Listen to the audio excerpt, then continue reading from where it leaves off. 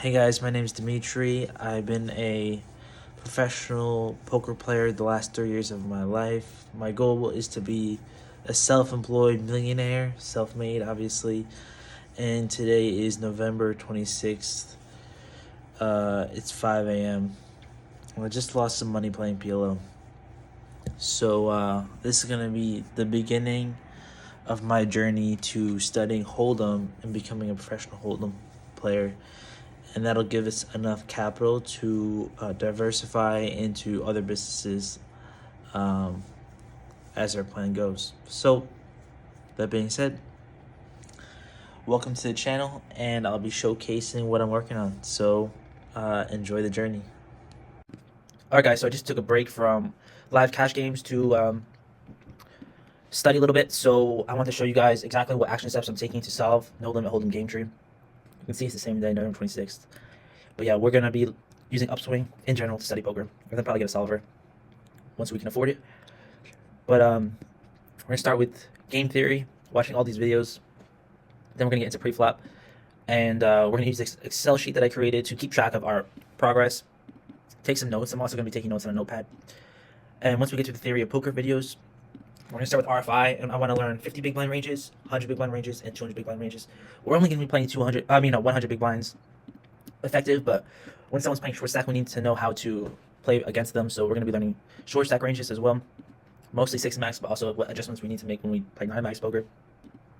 And if we decide to play deep stack, which we probably will, we need to know how to adjust. So I'm excited to get on this journey. I'll check back in with you guys once I do a little bit more studying. So I'll see you guys in the next clip. Hey guys, checking in again. This is the next day. Wow, we lost some more money yesterday. You can probably tell by the short that I posted. Let me start doing those recaps.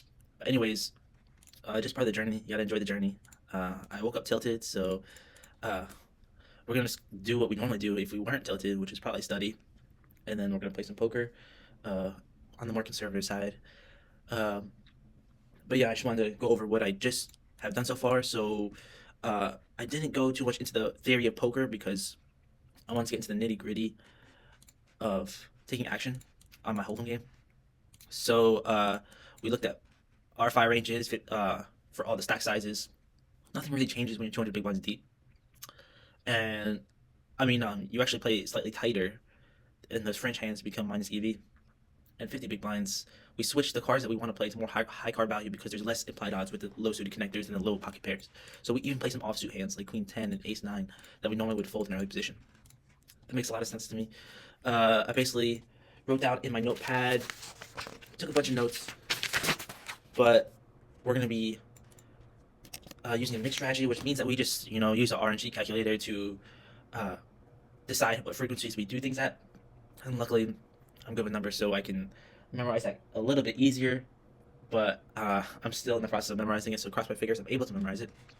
Anyway, these are the topics that we've went over so far. RFI, then we went to big blind defense, and I have all my notes on my notepad on what we're actually defending and raising. It's kind of interesting. The big blind has a raising range, but it's polar compared to the small blind raising range. So they're both raising because they were out of position, and they have a positional disadvantage, so they want to raise more often. But the big blind is raising a polar range, which means more garbage and nutted hands, where the small blind is raising a more linear range. So mostly just good hands that are slightly merged.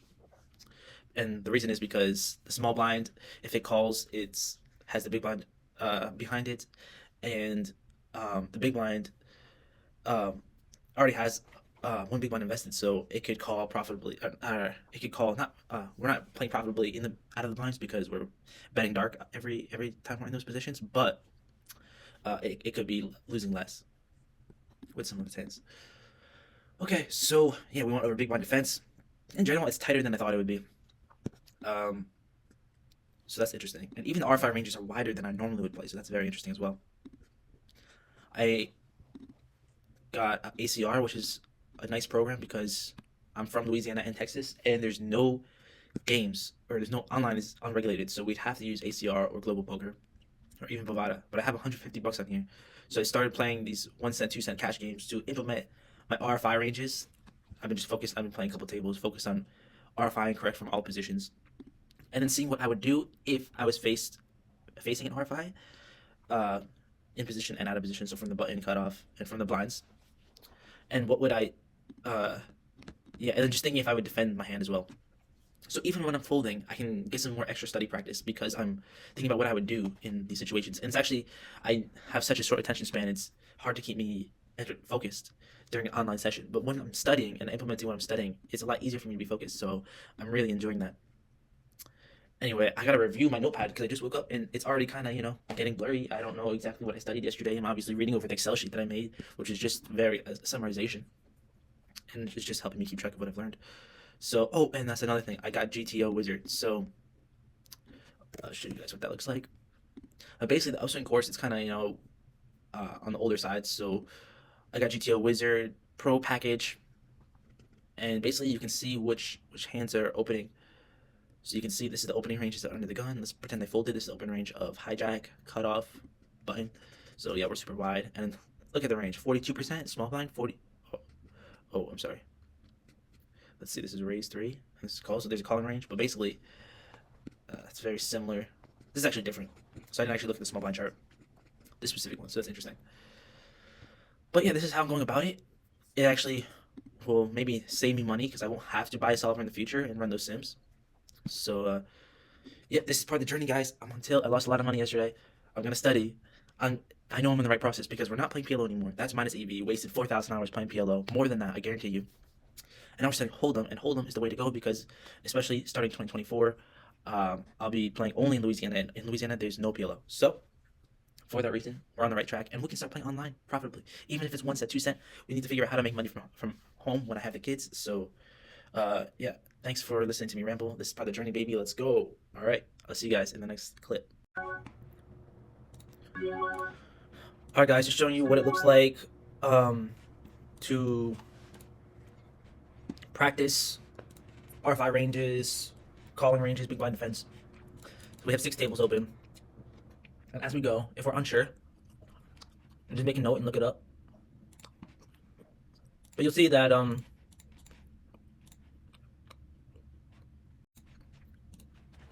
guys, so I just wanted to show you what it looks like when I'm actually practicing, getting hands in, and implementing the things I've learned. So literally we're just focused on RFI ranges, big blind defense as well. And then anytime we have a question, we just look it up to see if we've done it right. And post flop, we're still mega fish post flop, so it's not really a big worry. That's why we keep the stakes very small. This is 1 cent, 2 cent. And ACR has a ton of games, so that's to our advantage. This guy bets large. I'm just gonna fold. So yeah, we're still fish, but this is how we take steps towards getting better. And I'll quickly show how many games they have. 1 cent, 2 cents. So we have 150 bucks in ACR. Here was just a mix. I was looking something up. Okay. We're mixing there, so we have RNG open at the same time. GTO Wizard was just up here. We're just a mix it as well. Okay. Okay, so you guys will see that I'm a fish. Here, fold. And our calls versus 3 bets, we don't know anything about that just yet. So if we do this for a week, I imagine our ranges will get a lot stronger. And overbet, we'll see what happens. Okay, he folds. He probably has ace king. But yeah, I'm excited to share this journey with you guys, and you'll see me become one of the best players in the game, crushing no limit 100 or no limit 200, so we can make money from home. All right, guys, I'll see you guys in the next clip. We're playing all day today. Alright guys, back at the house with my kids. I'm about to use this very handy dandy tool by GTO Wizard. It's called Range Builder. So basically we can just draw the hands that we think we're gonna have. And right now I have it set for hijack open. So once we're done, we can check our results. And I guess I'll do this one in front of you guys. So all the suited aces. It's Queen 8 suited, Jack 9 suited. All the way up to 6s. Alright, we're opening 100% of these hands. Maybe even ace 10, I think. Then like 50% ace 9. 50% ace 5. Hopefully this is right. Maybe 50% ace 4, king 4. And then, let's see, 25% of all these hands. 25%. I think it's closer to 10% because I'm not going to even touch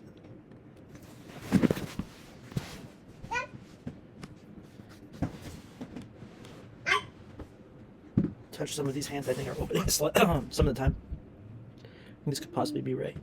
Jack 10, I think it's 25%. We're not going to touch it. Okay, so let's see a result. Okay, it's saying 98%, but we have to take that with a grain of salt. So half of Queen 10, some of Jack 10, okay. Right, some of these Queen suited hands. What's going on down here? Okay, so not every 6 is combo. Then less than 25% of these hands, which I knew. I set the RNGs to 15%-ish.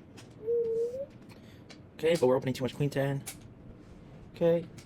We're not really opening Ace 5 off, but we gotta start. So everything else looks good. So you can see I'm really studying. We'll do another one. I literally haven't looked at the charts in a couple days. So, okay. Let's see if we can draw it out. All the king suiteds besides king deuce. Okay, ace queen off. I know I'm shorthanding it like crazy. A7, maybe ace queen 6. Jack 8 maybe? Not sure. Jack 8 still fold. Okay, we'll do all these, all the pocket pairs. Definitely all 6s folds.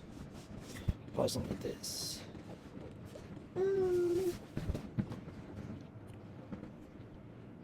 It's like not all of ace 9, but I think actually it's like something like this, like 75%.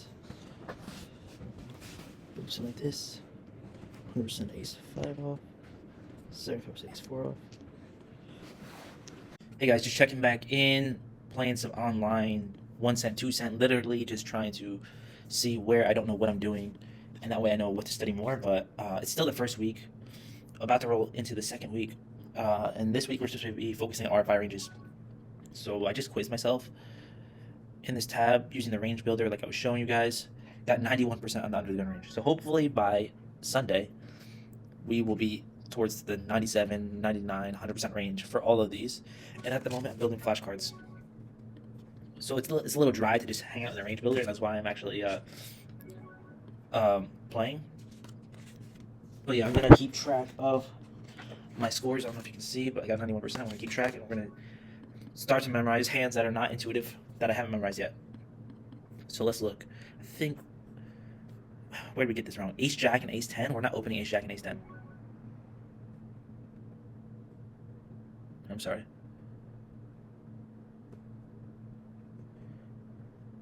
Not sure what's going on here, but I think it's... We're going to redo it. But anyway. Yep, I'll see you guys in the next clip. Alright guys, checking back in. I closed down the tables and actually like muscled through more work than I actually expected to do. So this is big blind defense, and this is big blind defense versus the cutoff. So I already took some notes, and I did all the flashcards for RFI opens, and we're actually pretty solid with the RFI. So next we're going to be going over big blind defense, and I realized I was going to simplify it to big blind defense versus early position and then versus the cutoff. But then I was looking at the solutions. This is big blind defense versus the cutoff, and then this is big blind defense versus the button. Look how different the green and the red is. So then I realized, okay, we cannot simplify it to big blind defense versus the cutoff only, even versus the button. We're going to have another flashcard, which I haven't done yet, but big blind defense versus the button. That'll be next. But yeah, we made some progress. We did all the RFIs, and we did big blind defense versus early position and cutoff. So yeah, that's some good progress. And meal prepping for the kids tomorrow. So that's getting done already. So let's go. Hustle. Hey guys, my brain is absolutely fried because I've been working. Basically, I'm super motivated to, you know, get through all this learning phase so I can actually make money, reach my financial goals, support my family, and gain status as well. So yeah, you know that this week I've been focusing on RFIs, so I'm going to show off in a minute. But as I'm like implementing what I'm learning by playing 1 cent, 2 cent, and ACR, I'm leaking a lot of money because post-flop, I don't know what I'm doing. I have zero heuristics. Started watching some of the videos on upswing, but you know, the board textures aren't making sense to me, and I still have a lot more to watch. I was using GTO Wizard to try to get some heuristics, but I'm not quite sure how to use the aggregate results reports, and like inputting all of the textures doesn't seem efficient. So I think I'd rather use the upswing course for that. Anyways, as I was exploring, there's this structured GTO lessons on GTO Wizard I just discovered. So it's basically 30 days of exactly what I'm doing, which is solving the game tree, and then we'll be using GTO Wizard. So yep, you can see there's 30 videos here. Pretty motivated, pretty excited to go through it. It's definitely more efficient than doing all this. And this guy teaching the upswing course, he's kind of on the older side. His content doesn't even make much sense, but I have to obviously go through it more. So we'll be going over watching these videos once I'm done. But let me show off my range skills. So we'll do range builder. This will be the last time we go through R5s. Excuse me. Because tomorrow's about to be a new week. We're going to be focusing more on post-flop heuristics, even though we still have a lot of work to do pre-flop. That way when we play on ACR, we're not leaking so much money. We can focus on pre-flop and post-flop scenarios.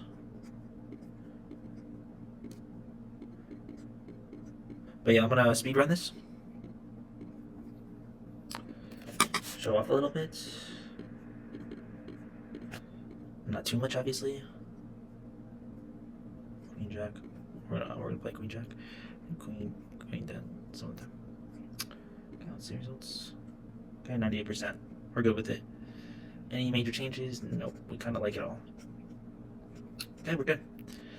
98% is good. Alright. Speed run this. Open all the suited aces. Easy. Queen 5 is good. Open Queen 8 now, just a little bit wider. Jack 10, whoops. Obviously, we're opening these hands. Okay. Definitely opening. Let's go with the pocket pairs first. Then open these less so. I think this 10-9 is opening as well. If we're opening Jack 9, we're definitely opening 10-9. Okay, King 10, we'll open all the King 10s. Then I think we open some of these, but we won't. I don't know, the 50% tree. Okay, anything else? Let's see how that looks. 98% as well. I knew it. Ace 9, maybe we open 50%, 50% ace 5. Frequency wise, we're doing okay. Okay, so the only difference is we open 50% of this, 50% of that.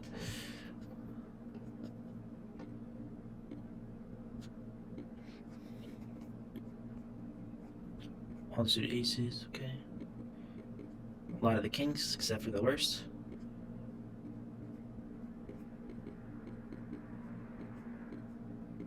Queens, a lot of the queen 5s. Ace Jack, definitely ace 9 at this point. Sure, ace 8, sure. Ace 5, sure. This could be 50%. We'll get to it in a minute. So open all of these. Then 50%. Of those hands are 8s. Let's go back to the opens. Is Jack 8 open? 10-8's definitely open, so Jack 8's an open. 9-8's an open. Now we'll do that 15% nonsense. Bring more of these, okay. King 10, Queen 10 is definitely open. Actually, all these are open. I think frequency wise, this is okay. We could be opening King 9 half the time, I think. But I'm not going to worry about it. I like it. 90%. Perfect. Okay, we could open this 50% of the time. Let's see. That would bring frequency up perfect. But yeah, we're doing pretty good with these ranges. We've practiced this a few times already. Repetition is key because this is all, it all seems the same to me at first. But we're confident in ourselves. I believe in myself. I believe in you guys too if you guys could follow along with me. Let's become very good professionals together. Okay, we're gonna open Jack 4. Okay, let's make sure we get the pocket pairs down first. Sure, 25%. It's actually more like 50%. I know the button range a lot less because it's just less important.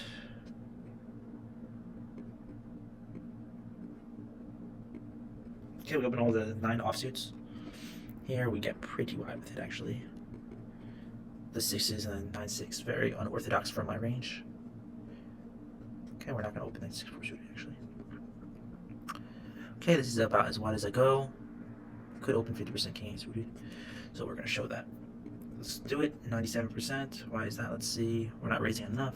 It says we're not raising enough. It's very close. 41%. We're good with 41%. We're 1% off. Basically 10-8. Okay, 10-8. I said I wasn't going to do it because it's too much memorization, but at this point I've experienced enough repetition where it's not too bad.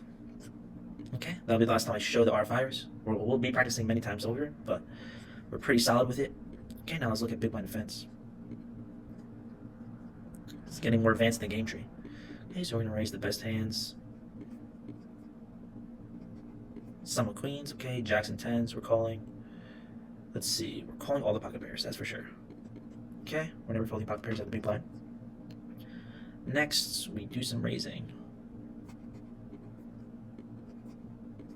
The raising will come from here. Okay, we can raise some of this as well. Maybe even queen, no, not the queen jack, okay.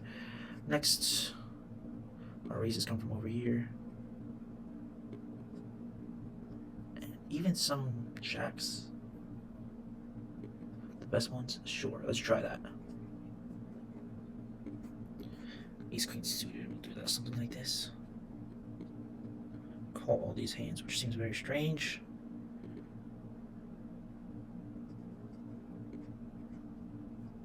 Not sure about this. I think it's fine actually.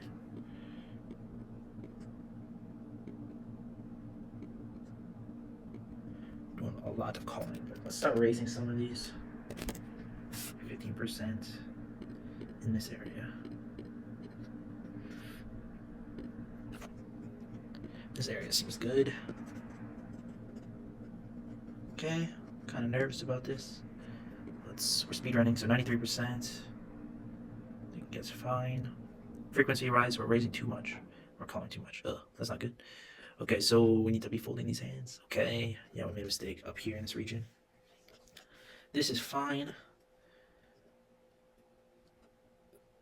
Okay, we're good here. Okay, so if we just take out the jack hands, we're fine. And the king jack is a little bit too loose. Okay. So we might go over that again in another clip. Let's go over cut off, big blind defense. Oops. Let's see. Okay, we're starting to raise. I'm doing something like this. Raising the ace queens. King queen off, maybe.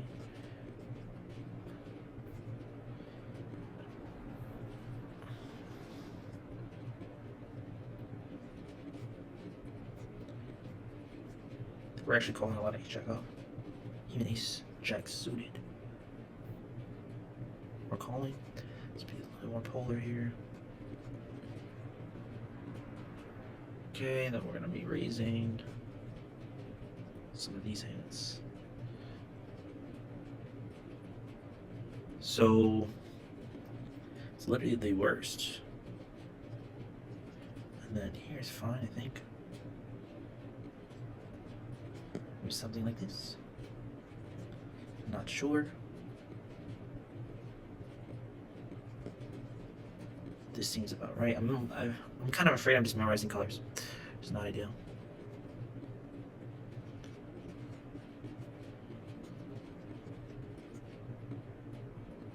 Okay, we're doing a lot of defense like this.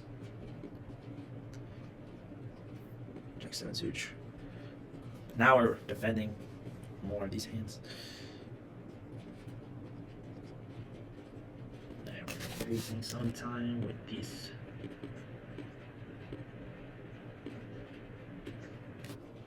Okay, let's see how this looks. 90%. Okay, so queen 10 with that queen 10 to our range.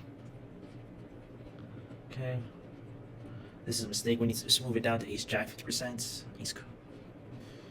Okay. Let's see. Frequency wise, we're raising too much. I'm calling enough though. That's good. Yeah, this is fine. Okay, we just need to make sure we get this right. That'll be my goal for next time, is to get this left section right.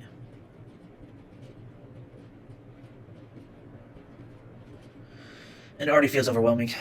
Just to give you guys a perspective of how I feel about it. Oops. Okay, versus the button, we're going to be raising A lot of hands at this point. A bunch of these hands.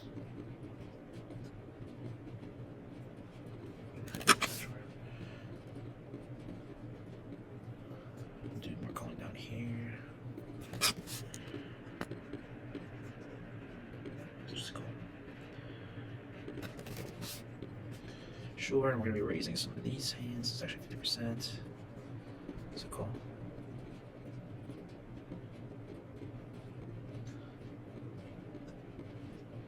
Okay, and in terms of raising, we can probably do 100%. So king, queen, suited. Do like something like this.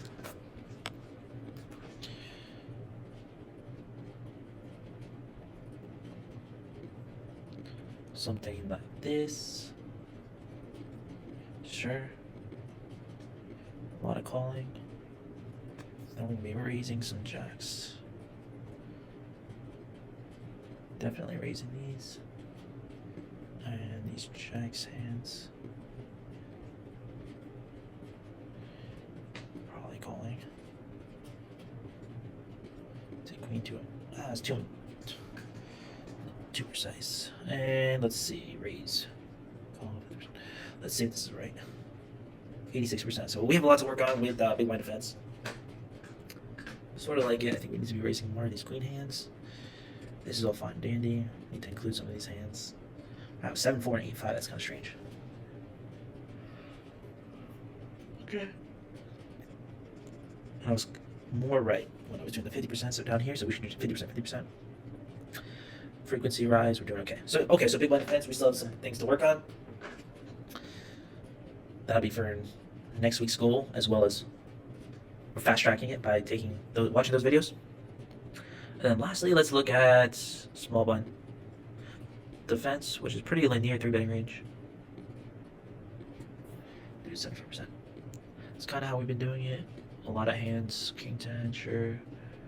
Queen 10, sure. Ace Jack, no, I think it's not strong enough. Then we're doing a lot of calling with these hands. Less up here is 1 12 and 12. This works out. 5 4.